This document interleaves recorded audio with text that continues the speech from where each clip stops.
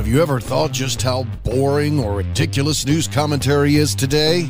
Welcome to the Real Jacks Podcast with Jim and Larry. The Real Jacks Podcast. From crime and politics to entertainment, you can expect something different. Now, let's get real, Jacks. Real Jacks with Jim and Larry is brought to you by Extreme Wings, 4 convenient locations, family sports restaurant and grill, more than just wings. Tremendous Barbecue, open since 2007, 8927 Hurlong Road, open 11 to 8, Tuesday through Saturday, and Sunday 11 to 3. Full barbecue menu, everything homemade, they cater anything, and they love first responders. Advanced Window Tint, 5024 Sunbeam Road, over 26 years experience. 3M Platinum Dealer, highest level of 3M dealer around. They tint vehicles, homes, and businesses. Secure One Protection Services, #1 choice for protection since 1986. 356-1111. D-Way Towing, 100 South Jackson Avenue. Phone number is 904-356-3929. They take care of all your towing needs. See our friend Doug Dixon. Shannon Judge with Legends of Real Estate. Shannon Judge Real Estate at gmail.com. Phone number is 904-200-8158. Bounceroo Fun, Mike Kellum, former JSO and Friends, the owner. Serving North Florida for over 15 years and over 10,000 parties. Bounceroo offers a large selection of inflatable hoppers, water slides, interactive games, concessions, and frozen drinks. They offer large event tents, tables, and chairs. There's always discounts to first responder. If you rent on the weekend, you keep the equipment the whole weekend. Norman Brewer for Jacksonville District 11 City Council. We need fighters that will truly represent us on the City Council. Norman Brewer is that guy. He's a constitutional conservative, former law enforcement officer, successful businessman. Norm will call it like he sees it, and you will have no better advocate on the council.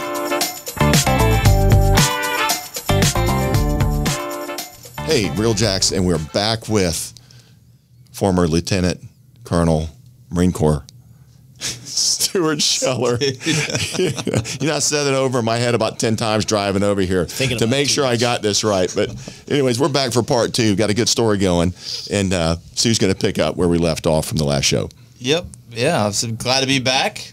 And yeah, we were talking about leadership, what it meant to be, a servant leader, how people weren't accepting accountability, how at least in the military the focus should be war fighting, and it's kind of drifted into just pleasing your boss and navigating your career. And so, we can take this conversation many different directions, but I guess another thing I'd like to impress upon people from the beginning is that Americans really need to be concerned about this.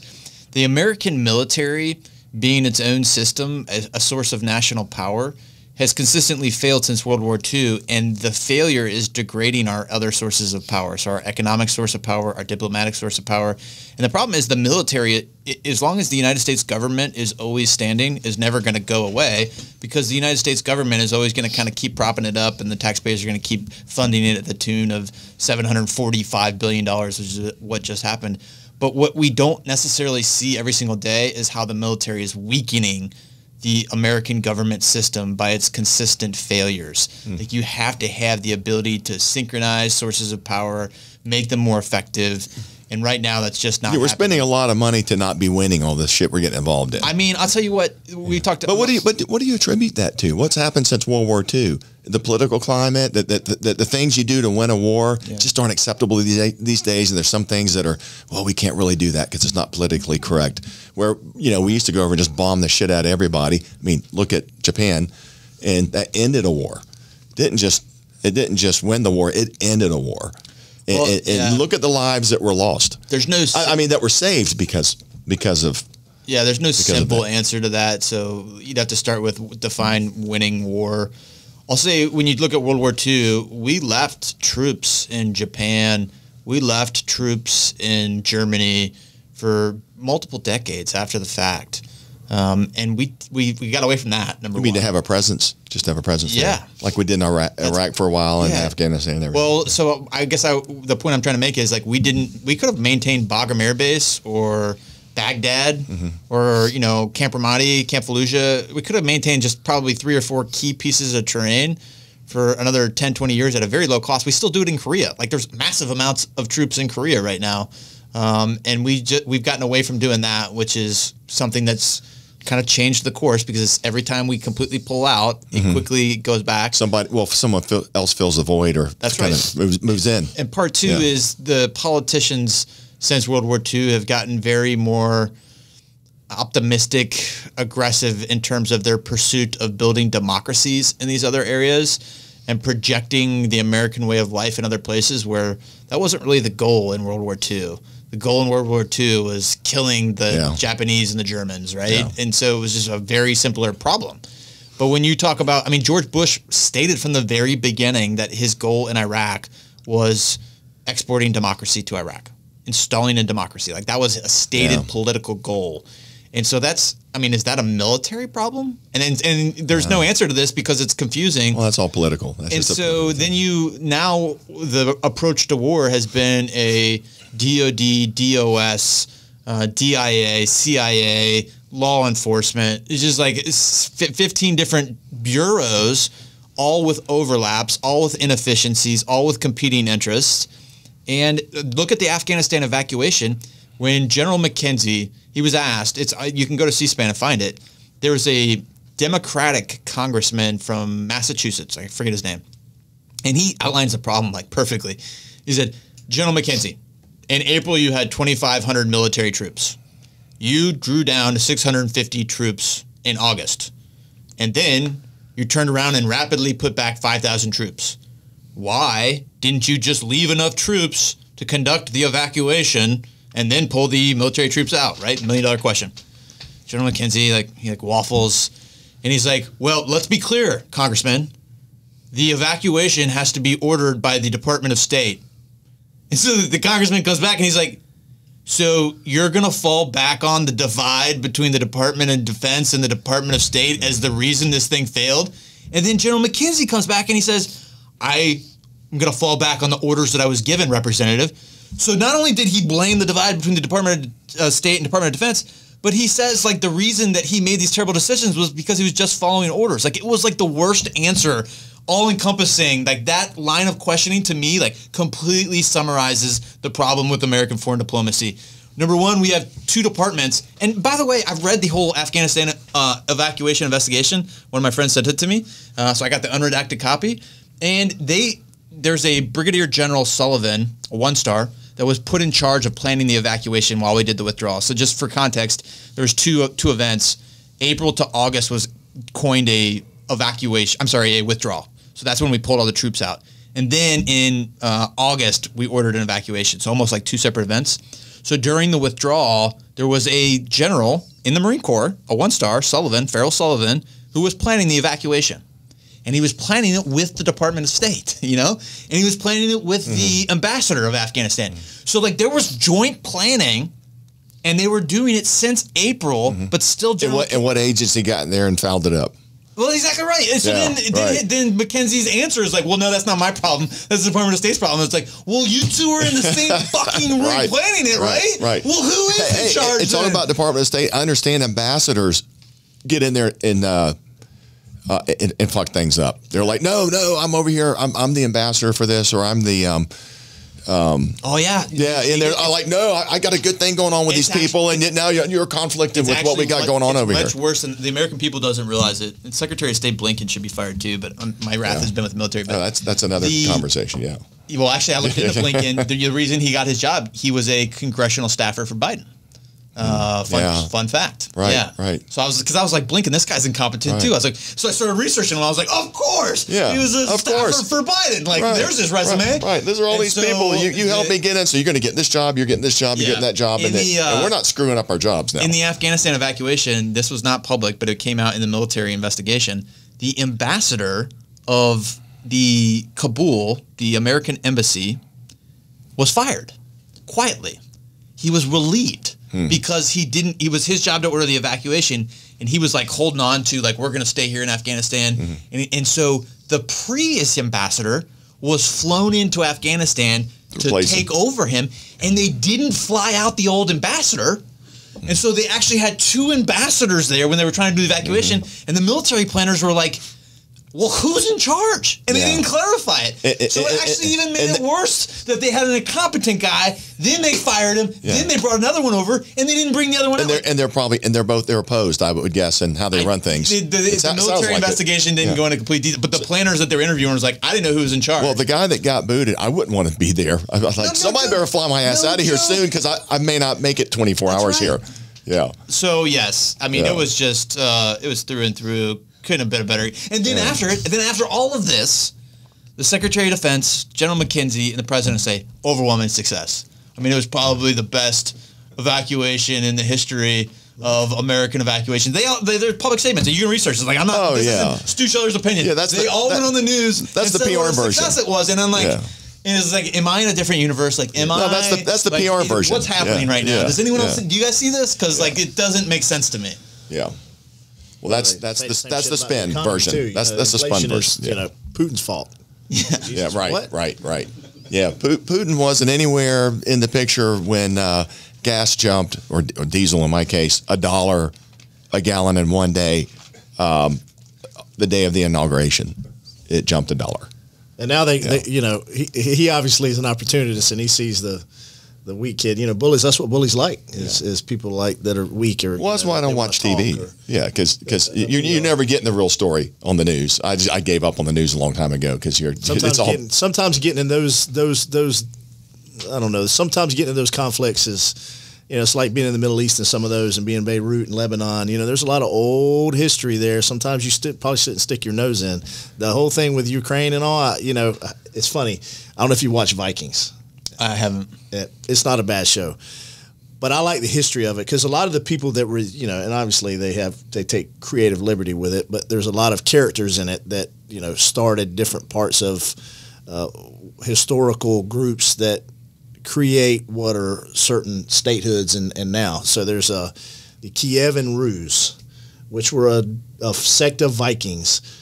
Some of the argument between Russia, Belarus, and Ukraine stems from that. That's how far it goes back to the Middle Ages. I started reading all that, and I just shared an article about the Kievan Rus. Basically, each one of these factions wants to take ownership and say that we are the direct descendants of the Kievan Rus, which were this, you know, just maniac.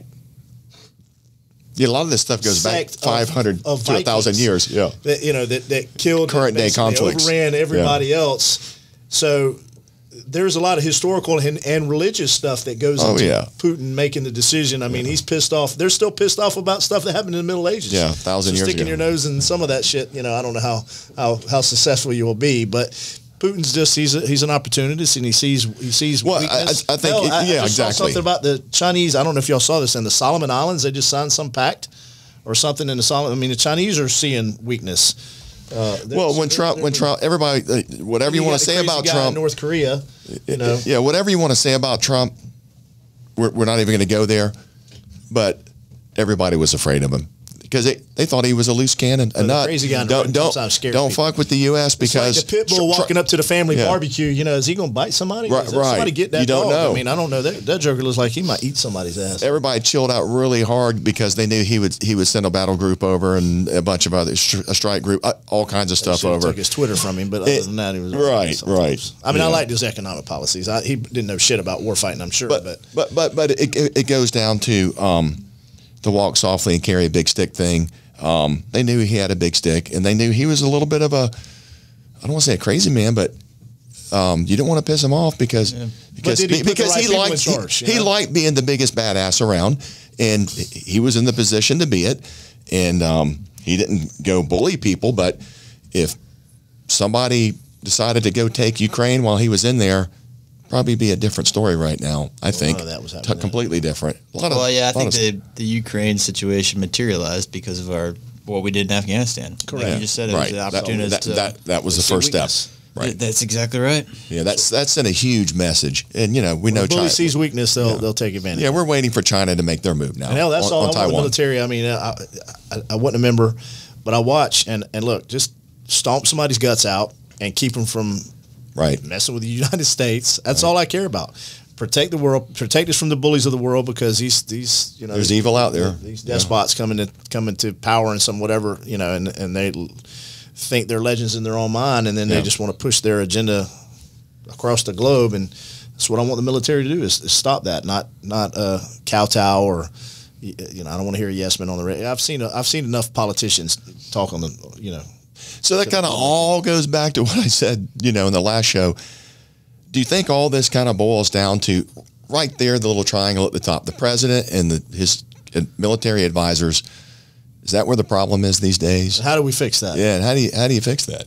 Politically, how do you fix that? You just wait for the administrations to change, and because they usually clean house, and they get a whole different set of military leaders and different thinkers in there. They get Stu Schellers in there, and they go, "Hey, we're going to make you a colonel, and get about 3 more years, you're going to be a general." So I don't think we've had a Secretary of Defense that has actually had any ability to make changes to all the problems we've been illustrating. So I've been waiting for a Secretary of Defense to just be quality.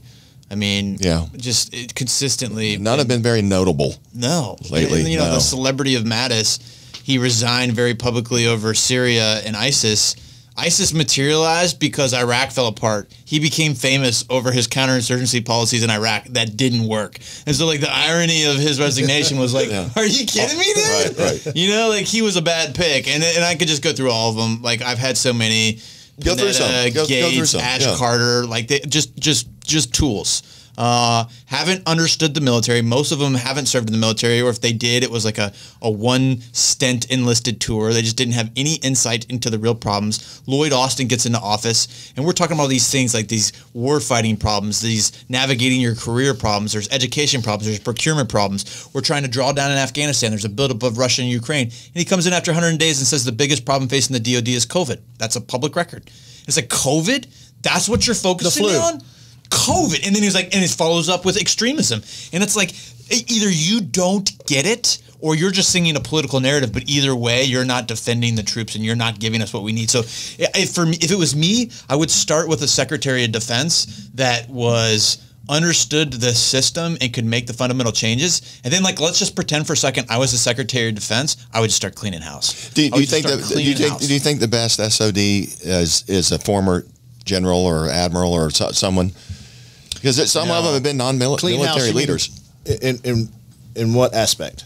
So I think there needs to be fresh blood in some of these leadership positions. And so I find the most talent is captains and majors that are honor graduates of some of our formal school systems, brilliant minds, brilliant. And there's a lot of brilliance in really still the ones. Former captains, you mean retired? No, that's Navy. So I'm thinking Marine Corps. Yeah, so Marine Corps captain. 03, 04, 05 ranks. Right. Where I'm at right now. Now, general is just a word. There's 1 stars and 2 stars that are still 1 stars are only at 25 years, right? That's still pretty young compared to 40 years. And in the difference of those 15 years is all political maneuvering, right? And just completely can transform a person. So I've served with a lot of 1 stars and 2 stars that are also brilliant. And so if I was the Secretary of Defense, I would figure out mechanisms to pull that talent immediately up into the leadership positions that we need. Avoid that whole 20 years of political posturing that actually weakens them, neuters them, as you said in the last show, and I would put them in the positions that they need to be, and I would start making fundamental changes to the system. We had a Rear Admiral on the show before, twice actually, really good guy, and he said the first thing they told him when he got appointed was, just want to he brought them all they brought, I don't know who they were, but obviously whoever was above him, whoever's above Rear Admiral. So, what is that?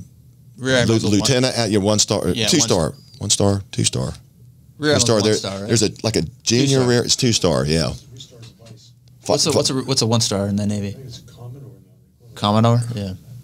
Anyway, he said the first thing they told him was, just want you guys to know, because you think you're at the top, you're the shit. Now you're you're an admiral. He goes, there are benches full of guys out there ready to replace you. Just want y'all to know that. So that kind of puts them all notice that you are replaceable. Yeah.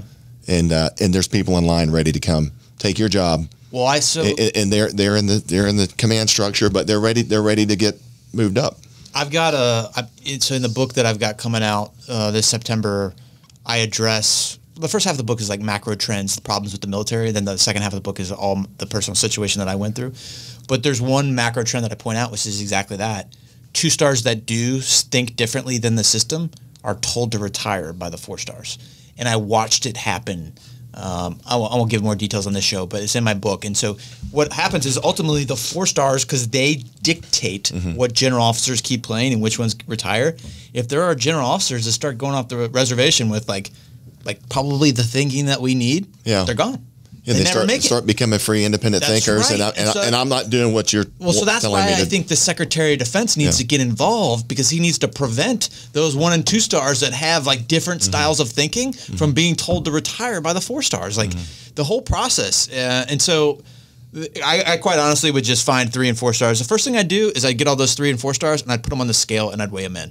Then half of them would be gone right there because they're all out of weight standards. The second thing I do is I make them do a PFT, right? Like then the other 25% would be gone. I'd be down only a quarter of them at that point. Yeah. And then I would actually start testing their intelligence, right? Yeah, then I'd probably lose another 15%. Then I'd only have 10% of them left. Okay, you guys made the cut. You're still on the team. Yeah. Now I'm pulling everybody else up that is actually holding the standard. These guys, they're all in Washington. Yeah, you're right. I mean, they become a bunch of fat politicians. The congressional testimony between Austin, Milley, and McKenzie must have been 800 pounds on that table. And I couldn't, it was like, I had pointed out so many other shortfalls. It was like, that was one that seemed like too much of a cheap shot. Like, there's no way anyone is weighing any of these gentlemen in. But like, here I am, my max weight for a 5'10" dude is 191. I do a lot of squats, I do a lot of chest, and I'm a soccer player, so I have a skinny neck. And so it's like this stupid ratio of neck to waist. So I never make tape. So I have to cut to 191 every weigh-in. So I'm hearing like drinking water and like sweating it out, and I'm looking at these obesely overweight generals, and it's like, why am I doing this to myself? It doesn't seem fair. Yeah, that reminds me of the story about Wayne Clark. Oh yeah. That's a story for another time. PFT, we talk, and obviously you can always protective of police, but one of the things you got to be able to do is, the guys would show up, and it's worse at the staff level. Like if they pulled the records, and I'm pretty good at keeping the records, if they pulled the records of the people, at least administratively, like say the sheriff's office, the ones that are appointed, I bet they haven't shot in 2 years and required twice a year. Right. And when's the last time they took a PAT? Yeah. So I'd go out and run the PAT in full uniform. And you'd see staff members and a lot of people that show up in gym shorts and tennis shoes. It was built. Are you going to go put your you don't go to work in shorts and tennis shoes. Come out of a police car with nothing on but that, and you're dragging a body, running over this and jumping the ditch and running the slalom. No, you're going to do the shit in full uniform. You should have to perform it in full uniform. So I ran it in full uniform, radio in my hand and everything, vest on, gun belt, boots, in polyester, the worst fucking kind of uniform you can make for somebody. Everybody should have to run it in that, and the time should be gauged on that. But like you say, they reach that level, and there's no, do as I say, not as I do. That's right. Yeah, and that's not good leadership, because people notice that. Yeah, I'm standing there with all my shit on, going, well, how come he, because he's got rank, he doesn't have to wear his utility belt and all that other stuff. So, but anyways, I think of Alexander the Great a lot. I mean, this was a 20-year-old educated by Aristotle, led his troops by moving himself in the front through the Alps, right? Like those 4 stars, 60-year-old 4 stars that are all overweight. And they're all, I'm sure most of them are pretty intelligent, but they're just not fighter leaders anymore, right? And there's this perception that we need this old overweight guy to be the leader. And maybe some of them are the right people, but maybe some of the younger, very intelligent honor graduates of our, established institutions might provide a different way of thinking. Because let's be honest, if you think those 4 stars that are overweight that have 40 years experience are the answer, then why haven't we won a fucking war since World War II? They've obviously demonstrated through history and action that they're not the right answer. Well, wouldn't you say the trend for the last 50, 60 years has been a more softer, more gentle, more adaptive, more diplomacy, politically correct? I mean, everything's softer. That every generation. You've got kids, right? I do. And I was born in 1961, and I'm 60, but I've been watching, like the generation before me. I knew a lot of people that came before. They were badasses. I mean, I knew a guy that was a brigadier general. I was scared of him, and he was 100 years old. He scared the shit out of me. And he died at 100. I'd known him 30 years, and they were tough. And he's the one that told me hardship builds character, and I never forgot that. The guy had been into jumped out of 2 planes before they crashed. He flew on D-Day. He went from flying biplanes to jets before he retired in '69. But each generation seems to be getting weaker and softer.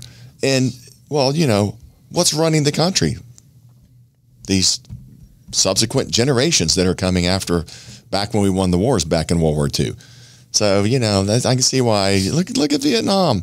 Everything changed. People with the guys wearing flowers. They put flowers in their guns and all that stuff. Everything's getting softer. So the ones that are driving a car with the windows up and the air on and a COVID mask on, that's the ones running the country. Yeah. Well, hey. I mean, I can't dispute what he said. And nobody else in the car. Those are the ones. Think about it. I mean, people aren't going through the hardship, and these are people that are becoming our leaders today. So, and going to be our leaders 20 years from now. Think of the kids right now. I don't know part ways. I think there's a change coming. I don't know if they're going to be our leaders. Well, but those 40 years guys, they weren't in that generation. There's some of the older generation. So what happened to them? I don't know. I mean, there's less and less of those. Too much of the political nuances and the diplomacy and the ass kissing for all those times, and they saw how that's how they got. I think the biggest problem is the victim mentality. So people have bought into, in a lot of ways, they're victims, whether it's you're a victim because of your race, you're a victim because of your military service, you're a victim because of your socioeconomic status. Yeah. As soon as you buy into that, you've already lost. When I went to the police academy to be I decided to become a reserve officer, but I went to the full police academy. And my class of like 24 people were made up of basically 2 groups. I was like 42 when I went through. Because I had a business, but I was like, man, I always want to be a police officer. So then you found out they didn't pay shit. You were going to lose all that money. Exactly. I couldn't quit my full-time job at the time, so I decided to become a reserve officer. But we had 2 types of people in that class. It was me, and just about everybody else was about the same age, about 40-ish, had just gotten out of the military, and they were looking for a second career. And then we had guys that were about 20 years old, 21 years old. So you had people that were looking to start a career at a high school or college or whatever, and then the guys in their 40s. We beat the shit out of those guys. Yeah. In PT and DT, the 40-year-old guys, we kicked their ass every day in everything. We outran them. We outfought them. I beat up 2 guys at once, I think, in DT. I took on 2 guys, and they were out of shape.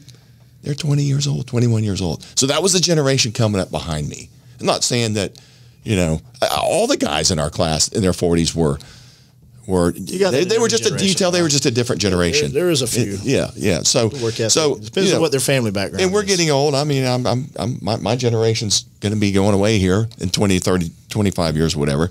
So this is what's coming up behind us here. And those are the guys that are going to be running the show. Yeah, well, that's running everything. To be fair, that's me. I'm the guy 20 years behind you. Yeah, so you were the exception. We had one guy in the class that was 20. He was a badass. 21 years old. He was the Stu Scheller. I'm 40. Yeah. So Jacob talks about his generation. My youngest son, he went through corrections, police academy, and then he started doing AC work. He's like, I'll get fired. I'm going to bust somebody in the mouth. And he still was certified faulting guns and hoses. Tough kid, and he talks about a lot in his generation, how soft a lot of them are. Now, he knows a lot of cats in his same generation, and Crawfish knows him. He's kind of a wild cat. He's kind of a wild kid, but he's hard as nails. And I built that. I said, look, be affectionate to your family, work hard, and he's got a good work ethic, and his brother does too. And take a stand for something that's right, and don't take any shit off anyone. Yeah, be a grown man. Yeah. But don't start any shit. But don't take any shit. Right. Yeah, well, sometimes he probably started some shit, but he usually back it up. But he talked about a lot in his generation, and when they say that whole generation, you're wrong in that whole generation is like that, because Jacob's. Well, I think there's. I mean, he talks about those generation. He goes, look, I'd had these helpers. I've come out of attics, 100 degrees. I've come outside, and I got this 22-year-old kid sitting on a cooler. It's just so hot up there. I can't take it. And he's like, what the fuck is wrong with you? Yeah. I see that. And he'll call the office, like, don't send this guy with me again. I don't need. He's not helping me. Yeah. I'll just send him back to work in the. Well, there's just less guys like us. No, I think your point's valid. I think over time, you're right. It is the hard work mentality. A lot of it's this right here. And the advent of video games. Well, I know guys. Also, my generation. I know kids that sit around and play video games, but you're all in war. day now, long. If you look at that outside, all day long. or a depression will harden your ass up. Yeah, hardship. So, but you're in the hard military. That keeps you. You know, I've always believed if you're physically fit, kind of like Israel, when you get out of high school, you have to go do 2 years in the military. I think it's 2 years over there. Yep. You have to go in the military, whether you like it or not. You go in there. I think it would make for a lot better people. Yeah. They'd have better character. They would have better fitness long term. Everybody I know that's been in the military, they didn't get in shape and then get out of shape. They usually maintained some kind of fitness regimen, or even in the police, for the rest of their lives. Yeah, my feet hurt right now. Yeah, they don't just quit working out. I'm about to die. So, but I'm 55 too. I'm not 40, so it gets a little harder. I'm telling you, I worked out, took the dogs for a walk, and did the workout. And he goes, "You all right? Your hip bad or something?" I was like, "No, my fucking feet hurt, man. I get here wearing these boots. I don't know what it is, but sometimes you just you fight it as long as you can, you know." But back to your point, we've been sucking the wind out of the room. You're talking about what fixes it. Well, I think where I was going with that is, so what's happened since World War II when we kicked ass, won everything, to now. My theory was, beside politics, is just the people and the leaders and everything in the system is just doesn't have the character that those people had 70 years ago. All right, well, go ahead. Okay. I think my grandfather served in the Army during World War II. He landed at the beach in Normandy, and so that generation got back, and they all had kids. The baby boomer generation did some good things. But what happened between the baby boomer generation, which is my parents, and then my generation, I'm literally like the seam between Generation X and Millennial, depending on like what stat you see. I was born in 81. When I grew up, everyone was told, go to college. And once you go to college, there'll be like an $80,000 job waiting for you. Yep. Like my generation figured out that was bullshit. Yeah. But the thing was, what people didn't think about was when feeding that logic. So when the baby boomer generation fed that to my generation, what they didn't also explain was the amount of hard work that needs to be put into your job, whatever that is. Yep. And so we're kind of getting back to like trade schools and entrepreneurship, and thankfully it's swinging back to that. But I think, you called it soft. I think you're in a little bit like the hard work has just kind of gotten forgotten because it was almost like entitlement. If you go to college, it's just going to be waiting for you on a silver platter, and it's not something that you have to chip away at and work every single day. And the greatest generation, the guys that went to World War II, they just inherently knew that. And, the baby boomers watched those people and just kind of, I think, also inherently knew that. But somewhere between the baby boomer generation and my generation, like that emphasis on hard work, I think got watered down a little bit. And so for whatever reason, hopefully it's coming back. But he kind of made a point about, what'd you say about the guy sitting on the cooler? I did a remodel project at my house for like 5 years, and I had a buddy of mine that helped me there a lot. He's actually a couple years older than me, but he's also a former SWAT team guy, JSO.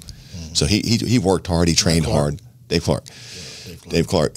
We would get up. He'd meet me there at 7 o'clock in the morning, and this is in June, July, and August when it couldn't get any hotter. We busted ass all day long until dark, nonstop. And we had guys there working with us that were 20. They'd take a break every 15 minutes. Man, I got to sit down, man. You got any more water, man? I'm like, oh, God, we haven't even drank water all day. Oh yeah, sure. You need a water? Here you go. I'm not giving us a pat on the back. I'm saying, what's wrong with them? Why are they like that? And it was all of those guys. I mean, they're 20, 25 years old, and they were just going down the rabbit hole. Couldn't handle it. So, okay, yeah. So this is a problem. Yeah, this is a problem these days. That's all. I would agree. Yeah, and for whatever reason, what's making them softer, I don't know. My theory is the video games. Too many of those young guys sat at home playing video games. Yeah, 40-year generals ain't that generation. That's where he was talking about how we fix that. We'll circle back. And I'll also say I've heard a lot of this in the military. In the military, since the military has been conceived, there's a old generation and new generation, right? This mantra, every 60-year-old looks back at the last generation, says how they're getting softer. So I think that's partly timeless. I do think that there is some validity in all the examples you gave, but also say, to your point about video games, like when we're talking about warfare, a lot of warfare is fought in terms of video games, understanding, right? So I think completely marginalizing some of the technological advances that the younger generations have would be short-sighted, because I've seen it from a warfare standpoint. You know, you just get a new piece of technology. We were talking about this the other day. Like, you hand it to the young corporal, that guy's got to figure it out in like 10 minutes, whereas I'm taking hours to have him show me. And so you just got to kind of roll with it. Things change, generations change, but I do think when enough pressure is applied on a younger generation, they'll figure it out. So you think it's technology? Because you know these video games did create a lot of great drone pilots. That's exactly right. And not only drone pilots, but everything we do now, whether it's got a screen, computer-based, radio-based, all of it, GPS, ECM, where you're trying to do electromagnetic things to close off their ability to do IEDs. Like, all of this are high-tech gadgetry that is not necessarily completely user-friendly. You know, it's not like an iPad where you just open it up. Military makes it about as complicated as you can get. And some of these young guys just know how to manipulate it much easier. Speaking of IEDs, and weren't you? Yeah, so I'm an infantry officer, but I did a year in Afghanistan under a banner of, it was called Joint IED Defeat Organization, JIDO. And so I got a crash course on basic circuitry, explosives, and my role in Afghanistan was rolling with EOD and route clearance platoon, and just being the infantry SME, subject matter expert, to advise on the whole shtick was to get left of the boom. And what that meant was, you know, once you find the IED, okay, that's great, but what you really want to do is look for the complex ambush that's surrounding the IED. You want to figure out who's making the IED. You want to get to the point where you can prevent it from ever getting into the battle space. So that was really my role in the IED fight. You never put on the bomb suit? No. Bomb suit, did all that, though. But I stood there while he did, but I just kind of watched from a distance. I like the complex ambush, because they would set those things up just to stall you. Oh, yeah. So they could ambush the shit out of you. Almost as much as they just had a just as bad as running over the IED. As soon as you saw the IED, that was where my eyes went. Now we're sitting ducks. Is there a trigger man? Where's the trigger man? Is there somebody filming us? Is there a complex ambush? The Bronze Star that I got was just that. You know, we were walking the rails. I saw a guy messing with the IED. We brushed him back, and when we did, it was a complex ambush, machine guns shooting at us from everywhere, killed some people, and ultimately we killed a bunch of people, pushed them back, and then we ended up finding 7 IEDs, and so their plan was to have us, you know, come upon the IED and then ambush us in the kill zone, and we were able to prevent that. So that was one of my roles there. We're going to wrap this episode and think about what you want to talk about on the next. Tell us now. So, I mean, it's going to be good shit. You'll have to tune all right. in. Hey, so that's all you're going to get, people. That need to be. You're just going to get good shit. And if you don't think this has been good shit already, so stay tuned. We're coming back with more good shit. So that's a wrap today with Real Jack's Jim, Larry, Crawfish, and former Marine Corps Colonel, Lieutenant Colonel. I'm gonna get it right. It's a mouthful, man. I know. Somebody else might have to do that for me. We're gonna have you back soon. So thanks for watching. Thanks for listening, and stay tuned.